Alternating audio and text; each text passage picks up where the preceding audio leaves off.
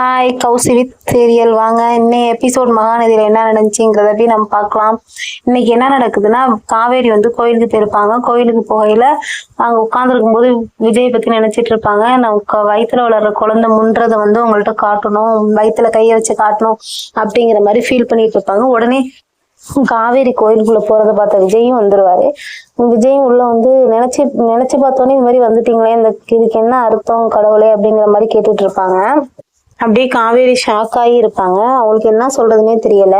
நீ இதை எதிர்பார்க்கல காவேரி அப்படிங்கிற மாதிரி விஜய் கேட்பாரு. இப்படி போயிட்டு இருக்கல இதை வந்து சாரதா பாத்துருவாங்க. சாரதா பார்த்துட்டு வீட்டுல போய் ஒரே கோவமா உட்காந்துருப்பாங்க.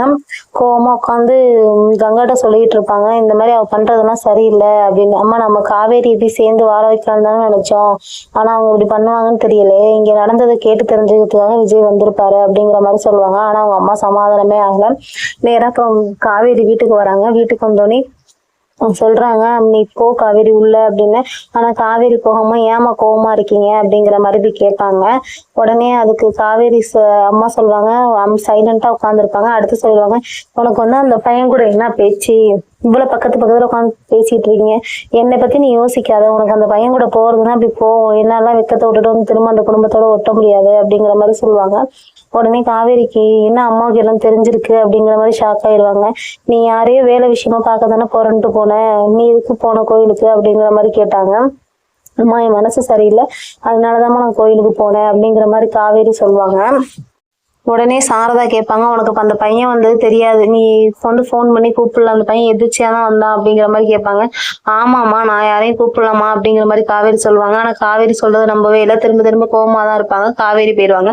இப்படி போயிட்டு இருக்கல விஜயோட தாத்தாவும் விஜய் எங்கேயோ கிளம்பி போகும்போது அவங்க பாட்டி வந்து கேக்குறாங்க, நீ என்ன காவேரி பிரச்சனைக்காக கொடைக்கானல் போறியா அப்படிங்கிற மாதிரி கேக்குறாங்க. உடனே விஜய் சொல்றாரு, நான் கொடைக்கானல் எல்லாம் போகல பாட்டி, நான் காவேரியும் பார்க்க போகல, எனக்கு மனசு சரியில்லை, நான் எங்கேயாவது போய் தங்கிட்டு வரலான்னு போறேன் அப்படிங்கிற மாதிரி சொல்லுவாங்க. சரி சொல்லிட்டு விஜய் கிளம்பிடுவாரு. காவேரியும் சைலண்டா இருந்துருவாங்க. அடுத்து வந்து விஜயோட பாட்டி என்ன பண்றாங்க அப்படின்னா, வக்கீல வர சொல்லியிருக்காங்க. அவங்க விஜயோட சித்தியும் வக்கீல வர சொல்லியிருப்பாங்க. அவங்கதான் சொல்லியிருப்பாங்க வக்கீல வர சொல்லி.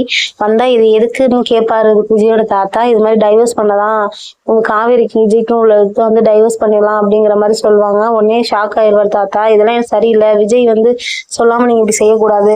உடனே பாட்டி சொல்லுவாங்க, இதுல உங்களுக்கு விருப்பம் இல்லை அப்படின்னா நீங்க வந்து ஒதுங்கி நின்னுக்கங்க, தேவையில்லாம பண்ணிட்டு இருக்காதீங்க அப்படிங்கிற மாதிரி சொன்னே பாட்டி தாத்தா வந்து ஏஞ்சி கிளம்பிடுவாரு. பாட்டி அதே மாதிரி எழுதி வாங்கிட்டு காவேரி வீட்டுக்கு போயிடுவாங்க. காவேரி வீட்டுல ஏற்கனவே பிரச்சனை ஆகிட்டு இருக்கும். ஆகிட்டு இருக்கும்போது அங்க போனோடனே என்ன பாட்டி உட்காருங்க, நான் உட்காந்து பேசுறதுக்குலாம் வரலாமா, அந்த பேப்பர்ல ஒரு கையெழுத்து போட்டு கூட அப்படிங்கிற மாதிரி கேட்பாங்க. என்ன பேப்பர்னா டைவர்ஸ் பேப்பர்னோடனே ஷாக் ஆயிடுவாங்க. உடனே குமரன் வந்து, என்ன பாட்டி நீங்க இப்படிலாம் பண்றீங்க, இதெல்லாம் பண்றதெல்லாம் நல்லா இருக்கா அப்படிங்கிற மாதிரி கேட்பாங்க. நான் ஒன்னும் சேர்ந்து இருக்கவங்களை பிரிச்சு வைக்கலையே, பிரிச்சிருக்கவங்கள தானே பிரிச்சு வைக்கிறோம் அப்படிங்கிற மாதிரி பாட்டி சொல்லுவாங்க. இல்ல நீங்க இப்பெல்லாம் பண்ணக்கூடாது பாட்டி அப்படிங்கிற மாதிரி சொல்லுவாங்க. உடனே வந்து பாட்டி சொல்லுவாங்க, எனக்கு டைவர்ஸ் வேணும், என் பேரை வந்து நல்லா வாழணும்னா இவள்கிட்ட இருந்து டைவர்ஸ் கொடுத்தாதான் நான் என் பேரை நல்லா வாழ்வான்